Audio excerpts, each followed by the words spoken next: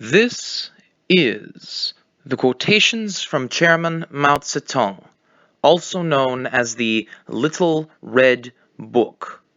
Chapter 30, Youth. The world is yours, as well as ours, but in the last analysis, it is yours. You young people, full of vigor and vitality, are the bloom of life, like the sun at 8 or 9 in the morning. Our hope is placed upon you. The world belongs to you. China's future belongs to you. Quotations from Talks at a meeting with Chinese students and trainees in Moscow, November 17th, 1957.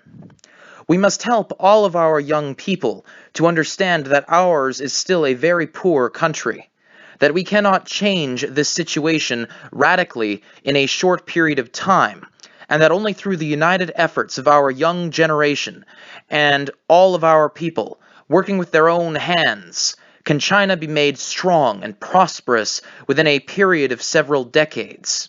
The establishment of our socialist system has opened the road leading to the ideal society of the future, but to translate this ideal into reality needs hard work.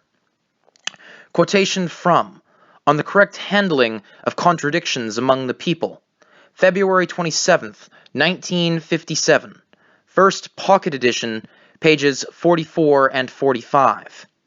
Because of their lack of political and social experience, quite a large number of young people are unable to see the contrast between the old China and the new, and it is not easy for them thoroughly to comprehend the hardships our people went through in the struggle to free themselves from the oppression of the imperialists and Kuomintang reactionaries, or the long period of arduous work needed before a happy socialist society can be fully established.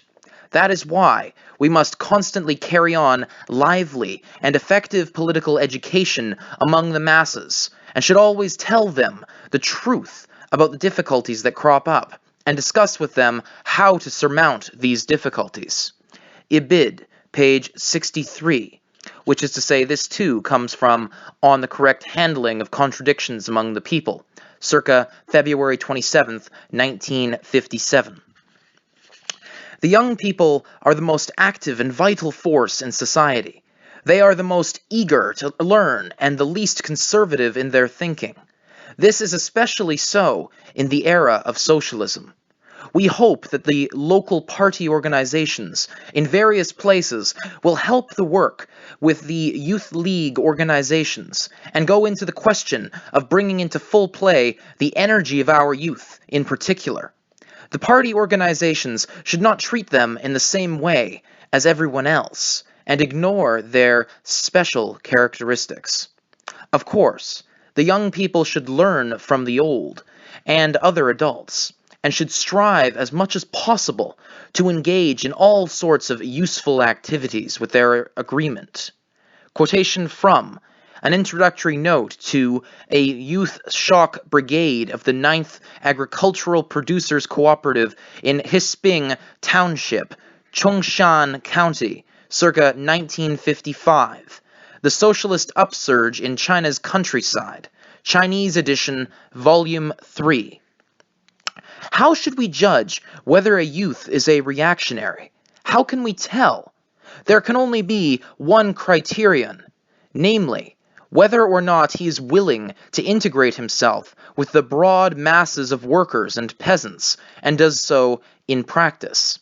If he is willing to do so, and actually does so, he is a revolutionary.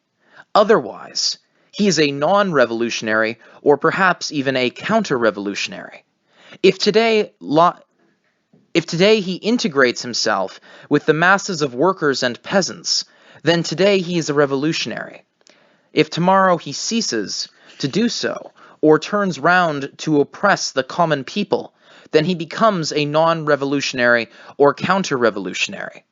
Quotation from The Orientation of the Youth Movement, May 4th, 1939, Selected Works, Volume 2, page 246. The intellectuals often tend to be subjective and individualistic, impractical in their thinking, and irresolute in action until they have thrown themselves heart and soul into mass revolutionary struggles, or made up their minds to serve the interests of the masses and become one with them. Hence, although the masses of revolutionary intellectuals in China can play a vanguard role or serve as a link with the masses, not all of them shall remain revolutionaries to the end. Some will drop out of the revolutionary ranks at critical moments and become passive, while a few may even become enemies of the revolution.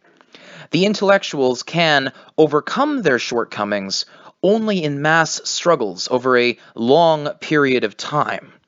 Quotation from The Chinese Revolution and the Chinese Communist Party, December 1939, Selected Works, Volume 2, page 322.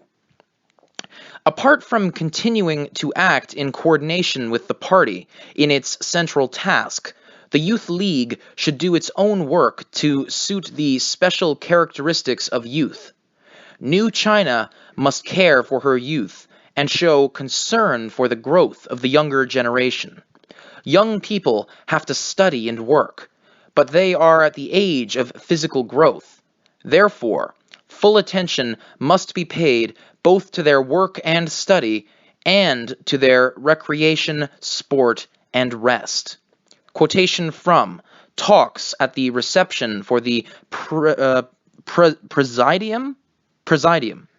Yes, Talks at the Reception for the Presidium of the Second National Congress of the Youth League, June 30th, 1953.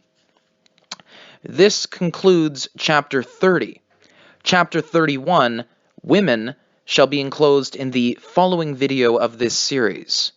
Thank you for joining us, and have a wonderful evening.